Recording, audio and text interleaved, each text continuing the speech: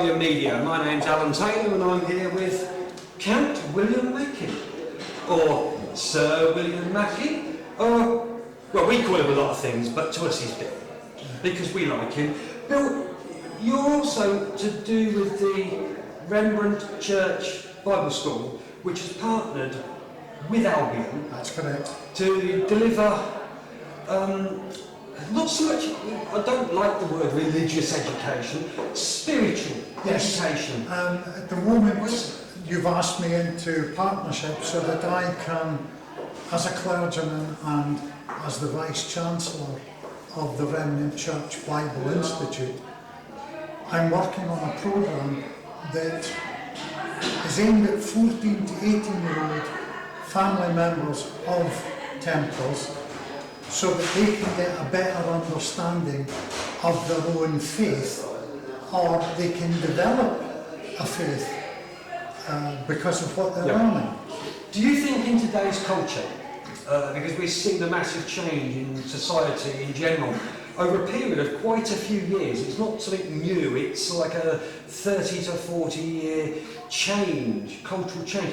Do you think it's important that we address the balance by bringing some of this back in to the mainstream, to give people an educated choice, rather than the way we seem to go where we... A prime example of what I'm trying to say, you hear about people who vote for a political party because their dad did and their mother did and their auntie did and their uncle did. They don't work off educated choice. Do you think it's important that we go back to giving people enough information for an educated choice, rather than them just take something up because Dad did? Yeah. Now, I mean, it's interesting that you used voting, because until I decided I'm going to look at everybody, I always voted the way my grandfather did and my parents did. So yes, I made an educated choice, voted for somebody else. I won't say who, but I was also, for a period, short period, in Scotland it was called RME, it was Religious and Modern Study Education. Yes. Then it became RMPS, it was Religion, Morals and Philosophical Studies. And basically, as we've seen in culture as a society as a whole, in the school curriculum, what we might have called religious education has been watered down to such an event that nobody really knows what's right, what's wrong. Yeah. And I don't think we should go back to the way I was brought up as a Presbyterian. That's what it says, that's what they do. Yeah. I believe that we should, as I'm hoping to do with the programme that you guys have asked me to do, I want to develop a programme that isn't too heavy going, but it will, maybe some of them have never opened a Bible before. Yeah. So give them the information, take them down a route so far, and then what they want to do with that information afterwards is entirely up to themselves. Yeah. So they get an informed choice. Yes. Rather than an indoctrination. Yeah. That is exactly the sort of reasoning that Albion as an order that we kind of stand for. Now, I know that you've had, from our previous conversations, you've had a, how can I put it, a hiccupy time with being in the Templar community. Yes. You've seen the way that Albion do things. Yes. Today you've been here and you've been invested as a Knight of the Order.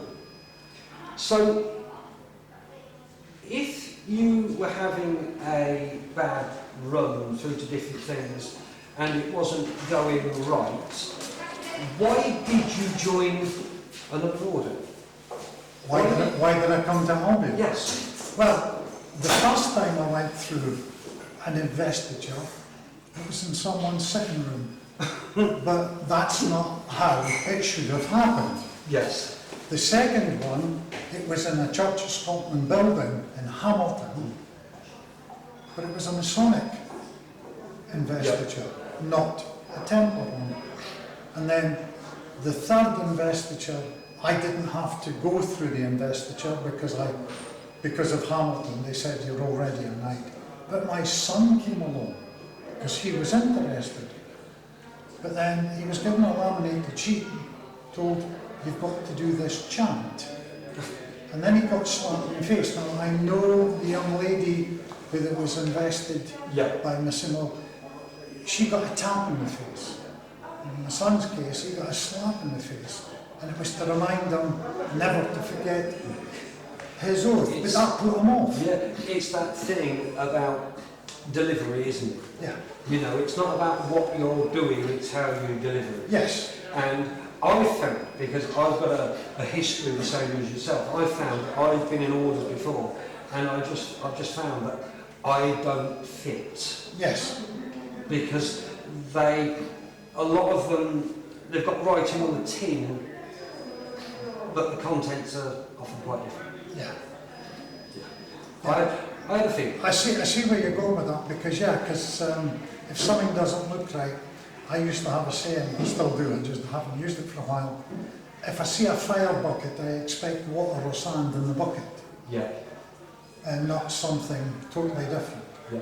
And I suppose I'd been an orphan in a way, going from investiture to investiture, and it took me a while to get to know you guys, whereas before, each of the investitures I attended was at the invitation of the same person in each case. Yeah.